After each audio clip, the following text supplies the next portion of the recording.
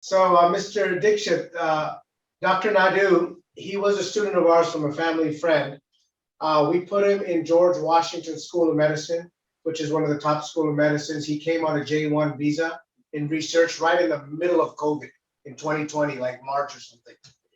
He did extensive research there under the dean, and we just put him into a Brown University, which is an Ivy League school affiliated hospital, where he's going to start his internal medicine residency way after the match. We matched him. So we'll go out into the details when we are ready to actually start. Nice to meet you, Dr. Rajesh. Yes. Nice Dr. meeting you. Dixit is our contact in India. He's growing the brand. We've partnered with his wonderful organization, iCounselor, and we are growing the brand and getting the awareness of the good work we do to help other fellow Indians and Yes. South Asians and Asians and whites, blacks, yellow, everybody. We're a one world company. Yeah. So we have. Are you speaking? I'm speaking English. And one of the panelists. We can reply back. They say we're speaking English. So, doctor, you let me know exactly when you want to start, because we have 18, but it's constantly growing. We gave Ready when you are. 9:30, but as you know, like usually doctors gets nowadays free, and they've been occupied in multiple things. So I think we should go ahead and start if that's okay with you. yeah, I'm okay. So formally let's start exactly, because I think it will be constantly growing. So let me introduce myself. Hello, friends, doctors, and future doctors. I am Dr. Michael Everest, founder, chairman, and chief academic officer of Residency Medical Group. We are an education, preparation, and residency and fellowship placement organization based out of Los Angeles, California, with a worldwide presence. To the right of me, which I guess show your left, is my Vice President of Education and Placement, Ms. Sheila Aula. She's been with the organization for over a decade, and she helps many students achieve their dream residency. And to the left of me is Dr. Jonathan Dang. He graduated from Caribbean Medical School, and he is our global director, which puts together all of us around the world so that he can expand the residence medical mission. And my distinguished guest as well is Dr. Rajesh Naidu. He is a successful alumnus of the Residence Medical Group Placement Program, our research to residency program. He has good scores. He'll tell you a little about himself after this. He graduated from medical school. He needed a visa, and to top it off, it was in the middle of the pandemic last year, around March, I believe. Dr. Rajesh can detail that. So we brought him over. George Washington University School of Medicine gave him a letter to be accepted into the research program. They sponsored his visa, his J research visa, to come here. And he did extensive research under some of the top mentors. And he was mentored by everyone in the program. His primary investigator lobbied for him. He achieved publications. And post-match in June, way after the match, he achieved residency through our efforts and our sister organization, the Everest Foundation. And he went on to just be a star of our program. He's going to start residency tomorrow in internal medicine at a Ivy League Brown University affiliated hospital in beautiful East Coast. So I want to introduce him. He comes from a family of doctors, and we want to give a shout out to his uncle, who we're very proud of as well, Dr. Senapati. And of course, the distinguished Mr. Dixit, owner of iCounselor, and his staff. So in saying that, if you would kindly say some words, Mr. Dixit, and then Dr. Naidu, if you would say some words, and then I'd like to go over some topics that we can all, as a panel, share on, and we'll take some questions afterwards. yeah, so hello everyone. This is Vishal Dikshit. I'm the CEO for iCounselor India, and we are the strategic partner for RMG in India. And I really welcome all of you, and thank you very much for your time. And of course, the technical details you must be having from Dr. Everest, and he's one of the most experienced person, organization in America. And we will be, of course, here for all of you to assist you in India in terms of your process, in terms of any sort of support. And of course, one of the very important aspect is that any of you exactly looking forward to have even the bank loan support, that is also one of the part of practice. So first of all, of course, you all have to hear the kind of overall offerings what RMG has, which is, as I mentioned, is one of the most experienced organization for giving the USMLE pathway to each and every MBBS doctor looking forward to have a medical resident program in America. So, of course, I won't take much of your time. I would certainly hand over to Dr. Everest because I'm sure that you all must be keen to hear his expertise, his experience. So, over to you, Dr. Everest. Thank you so much, Mr. Dixon.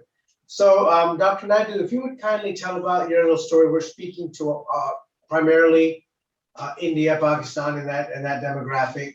So, your graduation, a little bit about your plight.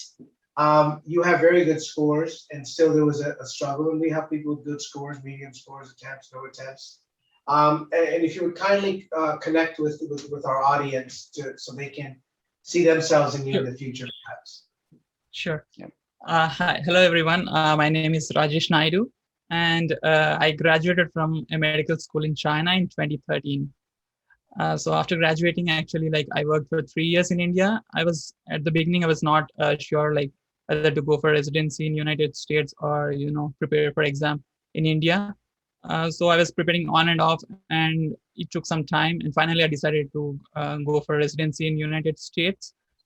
So I started preparing, and by the time I gave my steps, it was already 5 years from year of my graduation, and my scores were, I mean, like they're average, not, I mean, like they were not so high, but they were in the average range, around 228 to 235, that range. So I applied in 2018 for the first time, and during that application, I didn't had any research experience or anything from my previous experiences. So only thing were like some scores, and I didn't give my step 3, and I applied that year. I received only like 2 interviews, and I didn't end up matching. So I thought like, I have to do more, and I started, at 2 university hospitals to do volunteering in research there. And I could get, some research experience there, get some good letters from professors working there. And I also was able to publish some systematic reviews and traditional reviews, and was able to get some 6 publication before my application in 2019. So in 2019 I also made some contacts, so I was ended up with 6 interviews, 4 through contacts, but there were several factors that were against me, like my year of graduation being more than 5 years, scores just average, and visa requiring. So these factors, I think they played against me, and I didn't match that year too. And finally, I was thinking like whether to give up or to search for an alternate path. Like I was thinking about going for PLAB instead of this. So I even gave PLAB one. Then I ultimately came to know about resident medical through one of my uncles who is a practicing physician here. And I sent my application, and they reviewed my application, and they said that they promised me they can get me residency, but I have to work hard and listen to them and follow their guidance. So I agreed, and I was on board resident medical last year in May, and at the end of May, they, through their Everest Foundation, they got me a research scholar position at one of the good universities in Washington DC. I was not able to join there because of last year there were pandemic and several travel restrictions in India, all over the world. But so I cannot travel that time. So I started my research program in August, the end of August. So at the start of the, by the residency application, I could not publish anything new, though I was working on several projects and I had two good letters. But actually, like last year, it was also difficult to get interviews for IMGs because as the interviews were Skype interviews, so the American graduates applied more programs because they had they don't need to spend a lot of money on travel and visa, travel and to the programs. So they ended up applying for more programs, and that's how a lot of IMGs received lesser interviews. So I received 4 interviews. I thought they went well, but ultimately I found out that I didn't match. And that time, Ms. Sheila from Resident Medical, she told me that don't worry, we will find something for you in post match. And by that time, by April, I was working very hard in my research program, and I was able to make some 10 plus publications, and now there are more 15 plus publications. They were a combination of letters to the editors, and systematic reviews and poster presentations and abstracts in conferences. So ultimately, my CV was very good now by April, and through Everest Foundation, they forwarded my CV to different programs they have in connection with the programs. So I received a interview in May, and I interviewed there. Resident Medical also prepared me for my interview. I mean, like they gave interview practice and they prepared me very well for the interview. And my research program also supported me very well. They called the program director and they talked very high about me after the interview. So ultimately, like 2 weeks later, and I received an offer letter from the program. And I think this is one of the best moments of my life. I almost gave up, and then ultimately now I'm I'm really happy to work with you, Resident Medical and Everest Foundation. Oh, we're very proud of So you, this Dr. is my Rajesh. story.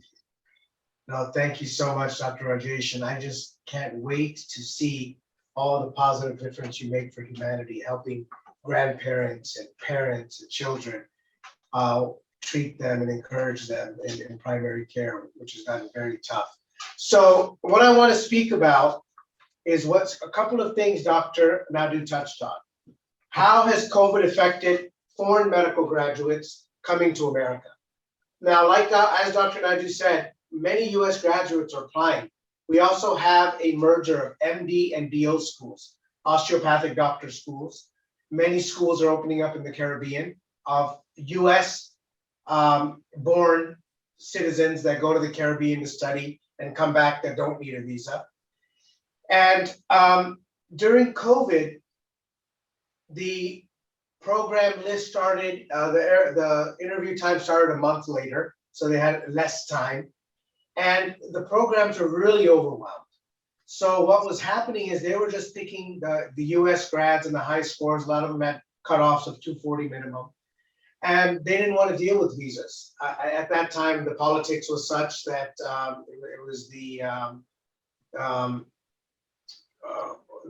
election time. They didn't know which way it's going, stricter, not stricter. So it got extremely difficult.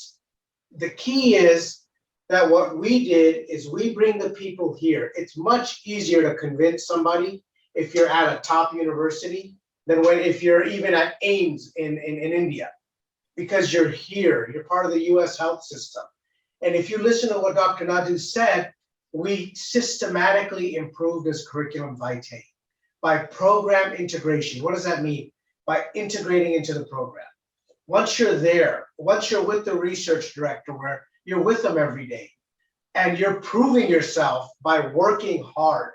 And that's what Dr. Rajesh did, is he worked his passionate, he was the first to come, last to leave, and he did what he was supposed to, and even more so. And that really works in our formula. It's easier said than done. Many people do remote research, now they're doing remote rotations or externships. Those are, if that's all you have or able to deal with, I guess that's fine, but that's no way to compete with a US grad or a Caribbean grad or a European grad, or even some Indian grads that came here and do research. There's just too much competition. And the difficulties in obtaining a visa for residency I can't express how nervous programs get. Is this person going to be able to come? Are they going to get the J1 stamp on time? Are they going to this? Are they going to that? They just don't want to deal with it because they don't want to get stood up, meaning class is starting and two of their residents aren't going to be there in orientation. What do? Now we have to interview new people. They have such a choice that there's no need for them to take a risk on a foreign medical graduate unless they have prior knowledge of him, unless they spent time with him and they see his work ethic, not just scores, not just an ERIS application, but who are you as an individual? Do you have the core competencies of residence medical teachers? Do you have the emotional stability and maturity to deal with the situation when you don't match and match? Are you going to break apart? Or are you going to keep on going and trust the group that has dedicated themselves to you? Are you going to have sound judgment to continue?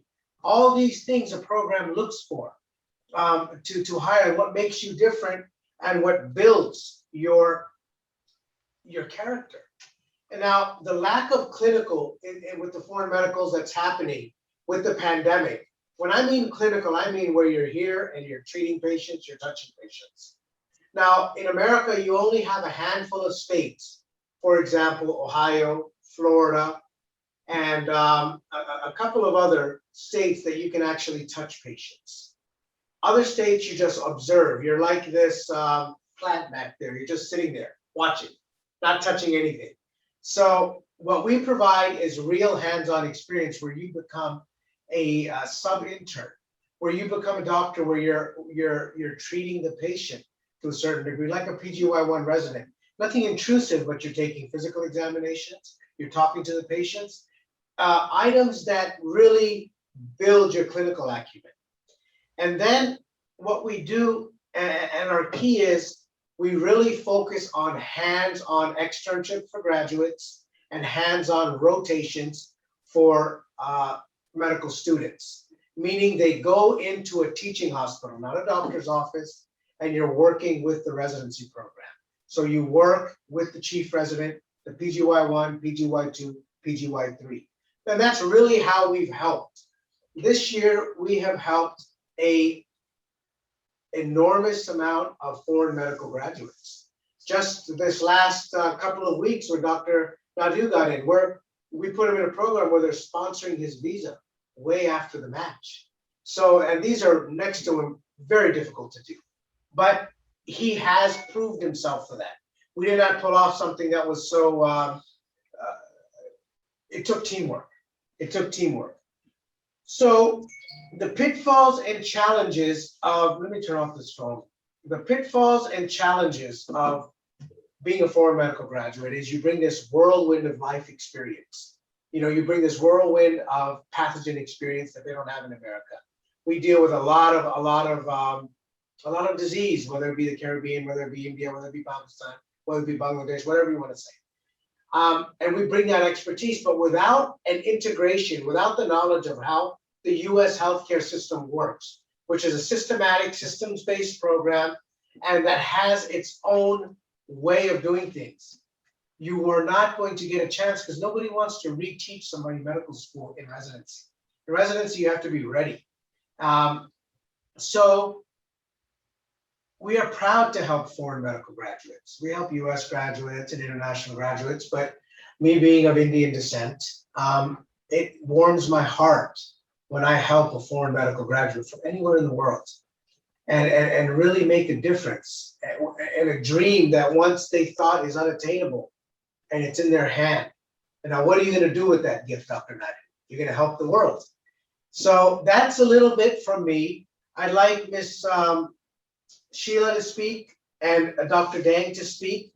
And then we can go to the panel if that's okay and answer some questions. So thank you, Dr. Evers. So as mentioned, my name is Sheila Aula. I am the Vice President of Education and Placement here at Residence Medical. And I directly work with Dr. Rajesh as his counselor and specialist. And firstly, I want to say I'm very proud of you and I'm grateful to you for trusting in Residence Medical and me and in the process and your change and growth throughout this whole journey. has been really inspirational to watch from my side.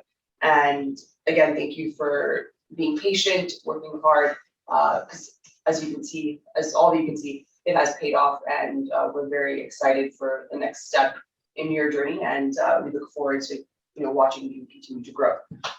As far as everyone listening, as Dr. has mentioned, this past year has been very difficult for foreign medical graduates with the pandemic and with COVID, but we have been very successful with helping many doctors, just like Dr. Rajesh, and people from all over the world successfully match into residency this year during 2021. And we are currently working very hard to set things up for this upcoming year. So whether it's USMLE tutoring, hands-on interclinical externships, or research, we are available and here to help you throughout this whole journey. And I'm available to speak to any of you over Zoom, over phone calls, and kind of set up a plan. Thank you, Sheila. Dr. Dang. Hi, good evening, everyone. My name is Jonathan. I am a St. George graduate. Prior to coming here, I was a counselor also at Kaplan's. The reason why I came here is because there's one thing that's missing from all these years, just one thing. It's about placement, right? You can go to St. George's, you can go to Kaplan. They provide the USMLE teaching. They can provide externship. But at the end of the day, only one thing that matter, it's about placement. So if you don't have good placement, you might have good score, you might end up with average score and having a year of graduation that you or maybe 2, 3, 4, 5 years out. You know what, at the end of the day, even Kaplan can't match you. St. George's lost, any Caribbean medical student, if you're lost and you can't get matched, this is the only place that allows matching. And that's what's unique. That's why I'm here, because of that one reason. I saw that gap that no one could ever do as a place or foreign grad or international grad to be a medical doctor, to be the doctor that, the emotional, we provide, this field of emotional intelligence that is not often practiced enough in the US, because as you know, at the end, it's about how you interact with the patient. It's about providing the emotional aspect. That's also healing. And that's my passion. My passion is to go in here. It's not just about the medication, it's about the medication is great, but also it's about the emotional aspect of interaction between human and human, because the true healing comes from that part. I mean, you can be the greatest doctor in the whole world, but if you're not good to your patient, at the end of the day, the healing's not going to be there. If you can just provide just a little bit listening, empathetic skill to your patient, that carries a long way. And that's why I'm here. It's about the emotions, about the placement for a foreign grad. And it's just an honor and to be able to help international as well as our foreign doctors to get placement and to be a licensed US. So I'm honored to do that.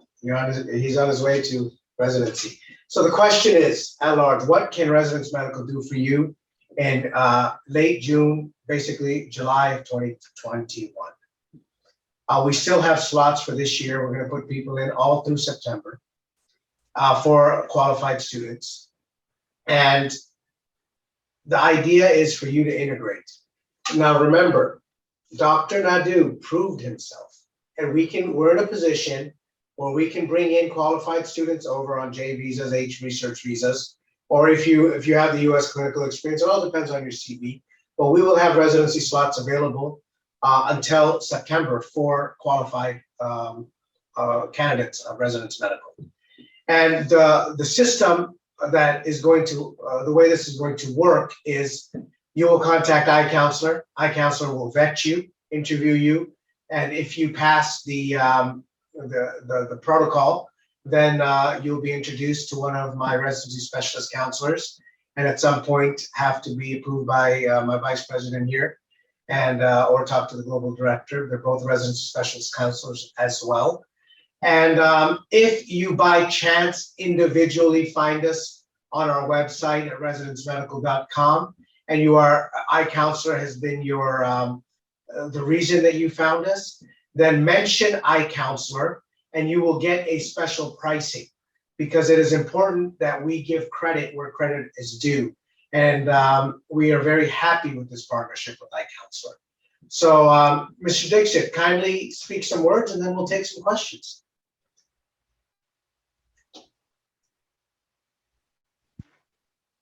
Yeah, doctor, thank you very much. Uh, see, there are a few things which I wanted to ask you, like probably it's going to enlighten a lot of other students. Like, how do you see exactly during the COVID, the kind of competition level for having the resident matchings and all sort of things? Because I during like my interactions with a lot of students, I was getting constant question that how things have been affected, or it's going on a positive way, it's going to be kind of challenging way. So would you mind talking about that part as well? Like, because I think there are many doctors here, they probably have this kind of questions. Absolutely. Thank you for the question, Mr. Dixit. So how we're going to help is right in front of you, Dr. Rajesh Naidu. You qualify yourself. If you do qualify, then we will interview you and then we can bring you to America, most probably on a research track or clinical track, sub-intern track, and you'll integrate within the program. We'll get a visa sponsorship through the program and you'll come and prove yourself. And if opportunity opens up post-match, we'll introduce you to it. And if not, you will follow the track. September is less than 90 days away when ERIS opens. ERIS tokens are already up and running, and we'll integrate you in a program. You'll interview at that program while you're on your visa. And if you prove yourself, you should obtain residency, pre-match, post-match, or during the match. So it's a very clear-cut thing to simplify it, right? There's a lot of nuances involved when you have to, but we can get you from India during the whirlwind of the Delta variant and the Delta plus variant now, get you to America, get you into a university setting, and have you prove yourself. You have to be here. All this remote stuff, we have enough people here that want to get a residency. We don't need to go abroad. There's over 6,000 graduates that don't match worldwide. So they don't need those people. It's a great way to strengthen your CV. And that, as Dr. Dang said, you can strengthen it. But Dr. Naidu was telling you, he was strengthening his CV for years, but he couldn't change his YOG. He couldn't change his scores. He couldn't change the contacts where they picked up the phone from George Washington and said, hey, he's with me. He's amazing. Give him a chance. And those things you can only get when you come here. And the way we can do that is through our proprietary ways, bringing you on the shores of America to prepare for medical residency. Yep. Thank you very much, doctor. You're very welcome. Yep. So, like probably if you say that I may even open the doors for the people to raise their questions, will that be okay? Yes, please. So we'll have Sheila answer one, Dr. Dang answer one, and I'll answer one depending on the question. Yep. And please save some for Dr. Naidu as well, please. Sure. Yep. Okay, so we'll take this question. Do you want me to read it off, Dr. Dixon? Yes. Okay, so I'm a post-PG, post-MD internal medicine. Is it possible for me to get into fellowship directly after clearing USMLE, or I need to undergo residency again? That's my main concern as I'm planning to take my MLE in January 2022. So thank you for asking that. I'll answer the fellowship questions. We help many fellows. We're helping somebody get into hematology oncology, and we're helping people about to get into cardiology and many other fellowships. So back in the days, it used to be a pathway where an institution sponsored you for fellowship, and you could bypass the board certification, or you could bypass the board certification needed in residency. But as a rule of thumb, and I'd have to know your case individually, you can do one of two things. You can come here, complete residency in internal medicine, and then go on to fellowship. Depending on the fellowship, it is very competitive. Mainly US grads, where you have 55 internal medicine slots, you have 3 fellowship slots. So the competition is fierce. Another route you can do is do an unaccredited fellowship. What you would do is you would go into a university setting, do a fellowship in a state that has a hands-on objectivity-based, program, and you would get an unaccredited certificate.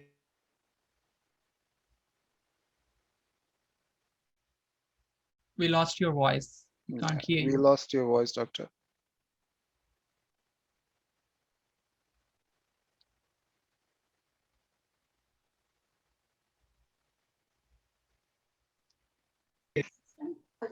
Okay, sorry. Good to go. Yep. So what you can, thank you for bringing that up. So what you can do is work on an unaccredited fellowship, get your fellowship and go back to your country, and you'll get a certificate that you're a fellow in cardiology or whatnot. But in order to be a fellow in America, you have to be, let's use cardiology as an example. You have to be an ABIM board certified medical doctor by the American Board of Internal Medicine, have a DEA license number, and be a practicing doctor completing 3 years of internal medicine residency. And then you can go on to fellowship in America and practice as a cardiologist, oncologist, or whatever it may be. I hope that answers your question. Great. So we have another question. Is there any bond system after the completion of PG, or we can return to the country directly after completion? So that's what the J1 visa is all about, is that you have to return back to the country after completion. You don't owe anything to America. You get your training from one of the world's best healthcare systems, and you can go give back to our beautiful motherland of India. So there is no bond. There is nothing. The only bond you have is to your patients, whether they're here or whether they're in India, to treat them with empathy and expertise.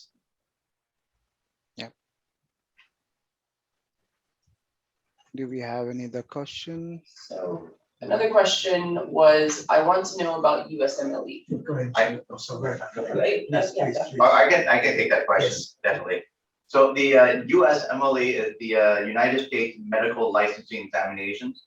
For any foreign medical students or IMG students, in order to get licensing in the United States, you would have to complete the USMLE Step 1, the Step 2 CK. Since it's COVID, the CS is no longer in place, but you can take the OET. Once you complete the USMLE Step 1, Step 2, and the OET, you get the ECFMG certificate.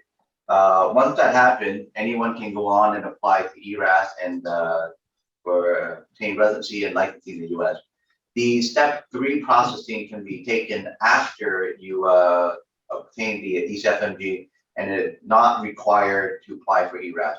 And as you're aware, next year, starting in January 2022, the Step 1 will be a pass or fail exam.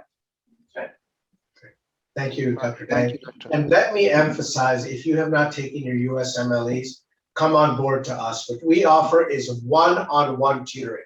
Yeah. Any of these other groups, including Kaplan, have recorded videos, basically. Some live classes. What we do is offer tutoring from students that have scored 250 or above that are now residents, usually US graduates. And one-on-one, you're given a plan of action, you're tutored, you're mentored in order for you to get the best possible results. If you have not taken the USMLEs, it is imperative that you get me at least a 240 on any of the steps. And we can assist you with that. We have a very unique and proprietary way of doing one-on-one individualized tutoring and mentoring. And for all of the panel, the attendees, sorry, out there that have taken USMLE Step 1 and 2 and not 3, it's almost mandatory for a foreign or international medical graduate to complete Step 3 to even be looked at. Nobody wants to have a student in residency doing Step 3 while they're doing residency. It's tough, 80 hours a week plus. You just have to clock 80 hours. So call us for USMLE. That is really your gateway for an easier path to residency. And you only get one chance for USMLE. There's no redos. Once you get an attempt, according to the National Residency Program Director Survey, 97% of program directors look at Step 1 score, and 95% look at Step 1 and 2 score. So it is very important for you to get the right USMLE tutelage, not the factory. Everyone get in a room and we'll teach you all. Thank you. Thank you, doctor. See, one thing which I would like to tell, because it's been 2 decades I'm in this industry, especially Next question. counseling I students. failed Yes, step 1 and scored 230 in step 2 CK. Will write step 1 again soon. Is medicine possible for me, or should I try something else?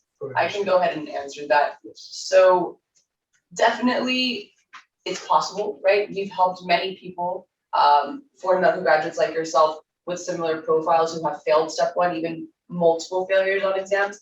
So I want you to be optimistic and hopeful that yes, there is a chance for medicine, and we can definitely assist you with preparing for step 1, and it's something that I definitely suggest getting tutelage for. And thereafter, as mentioned earlier, because of the fact that you will have a failed attempt, that you are a foreign medical graduate, step 3 will basically be mandatory to take as well when you want to apply for residency, but definitely reach out to us, we can help you. And integrating in a program will be very important for you to look beyond. You can't change what happened already, but what you can change is how you'll be perceived in the future. That you never gave up, you have perseverance, you're integrating in a program, you have the US clinical experience.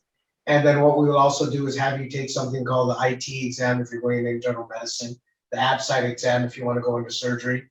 And that's the in-training service exam that residents take. We'll prepare you for that. If you get a good score there, we can mitigate that. But it'll take you having to be in front of the people. Hope that answers your question, Dr. Vishal. yeah. So I think do we have any other that's about it for questions? So that's it. So in closing, Dr. Naidu, would you like to share some words, and then I'll have Mr. Dixon, then we'll sign off. Thank you so much for giving this opportunity to, We cannot hear you, Dr. Naidu. can you hear me? Oh, can't hear you. Sorry. Let's see here. Uh-oh. Okay. Give us a second. Yeah, We can hear him. I think. Can you hear me now? Yes. Yep. Okay.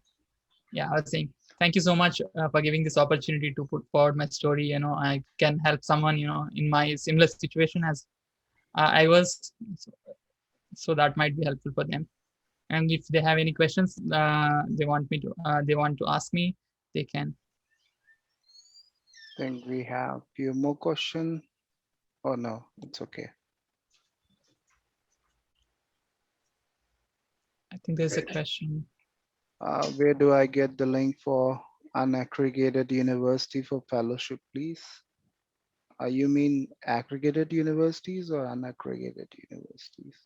What was the question, please? Where are you for unaccredited university? For unaccredited university for fellowships. So all of the universities are accredited. What I'm thinking is you want an unaccredited fellowship. So you can contact us, and we have your name down. I counselor. We'll tie you in with our counselor and one of I counselors. Yes. There won't be a link. You'd have to communicate with us directly, and we'd have to vet you. We'd have to see if you qualify, and then we can set you up with a fellowship at a university program. One of the top universities, from Stanford to USC to UCLA. We have unaccredited opportunities throughout the country.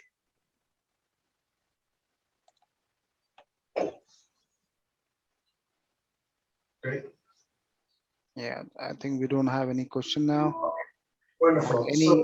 Any question from anyone? Please go ahead.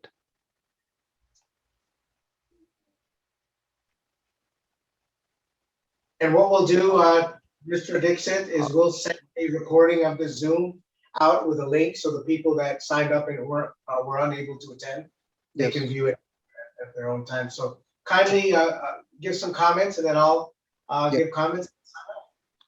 Yeah, so exactly, what I was telling is that my experience is 2 decades exactly in the industry, and I've been counseling many students and doctors. And one thing which I really feel in India, that people often, get a lot of, kind of lack of awareness when it comes to USMLE and getting into the medical resident program. And always, one thing which is actually missing is the kind of hand holding and step-by-step process. And we have one of the doctor called Dr. Shreya, And we have been getting a very positive feedback from Dr. Shreya in terms of the kind of support she's getting from our resident medical group. And we being strategic partner in India really feel proud to have RMG. It's one of the best organization in terms of giving a hand holding, personalized emotional support to each student. Dr. Everest, he himself ensure that he connects with every potential candidate, talk to them, get them all sort of information. Even at times they talk to their families. So, I often get the feedback that, doctor has been talking to them and the candidate is getting, kind of confidence, because often it happens because it's a kind of journey. And you really need a kind of hand holding. You really need step by step, understanding and support. So, one thing which I can tell you that, if you have any specific questions, even right now, you couldn't actually raise it. Even your friends who were supposed to come, they couldn't make it. Probably we will be sending the kind of recording of this webinar. But more importantly, my team is there. We have given our contact details in the chat box. So feel free to connect with us. And we will be also connecting with you for all your need requirements. One thing we can assure you that you will always have a transparent information in regards to your process. And let me assure you that we are there for you for any of your queries and your concern. Thank you very much for your time. And still, if any of you have a last minute question, please feel free to ask, or else probably we can wind up the session. Great. Thank you so much, Mr. Dixit. So in closing, I would like to really ratify and show my gratitude for this partnership with iCounselor. They seem like you're very caring individuals. So be encouraged. Be encouraged. Residence Medical is in the business of making medical residencies come true. Your dream residency come true, as I've coined. And never give up hope. Look at Dr. Naidu. I think Dr. Naidu, you graduated, what medical school was it again? In China, Tongji Medical College, Yeah, so, Wuhan, China. From Wuhan, China, Dr. Naidu graduated. So anywhere in the world we can help you. Just never give up hope. There is a reason why you're watching this program now. If you're struggling, contact us via iCounselor, and iCounselor will send us to you. And all I can say is there is a way, there is a path, and you're very welcome. To all the people that we helped 60 plus people this year achieve their dream residency. And now it's fellowship season coming along, so we'll help many people become fellows. Don't give up. There is a pathway. You can be on the shores of America in a university program sponsored with a visa in a matter of a month or two, if you qualify. So I'm going to take one last question because it's all about you guys, not us. Yeah, two more questions. I think, Sheila, can you go ahead with these two? Yeah, sure. The next question says, I completed my 5-year course from China, but my internship is not completed. So can I continue my internship in the United States? Yeah, so Dr. Visi, as I understand it, perhaps Dr. Nadu, you can help expand on that, being from China. Like in India, we have an internship year. If you have not completed your internship year, are you a graduate or are you not a graduate? If you're not a graduate, it makes it easier. If you are a graduate, you haven't completed your internship year, then we can help you integrate into a program to complete your compulsory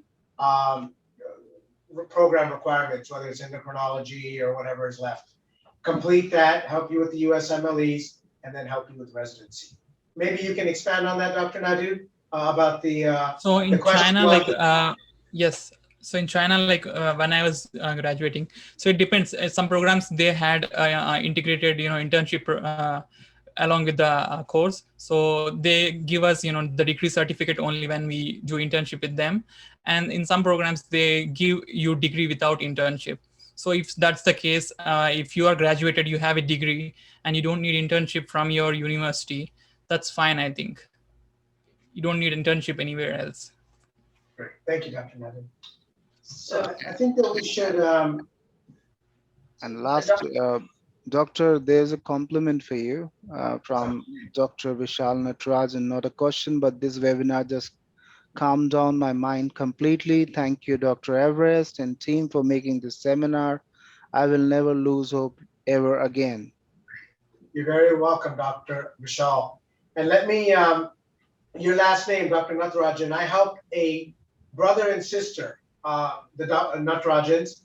They graduated from Shri Ramchandra College. And we helped both of them. One went on to residency in New York, and one went on to general surgery residency at Vanderbilt University in America. So maybe you know them somehow. But you never give up hope, Dr. Vishal. There will be a way that opens up, and there will be opportunities. You just have to keep fighting and moving forward. Thank you for the wonderful compliments. Wonderful. So we'll sign off now. Yep. And thank you for your valuable time, everybody. Thank you very much. Thank you. Contact offline. Thank you I very can much, everyone. or our live chat. Thank you. Thank you very much. Yep. guys. Thank you, everyone.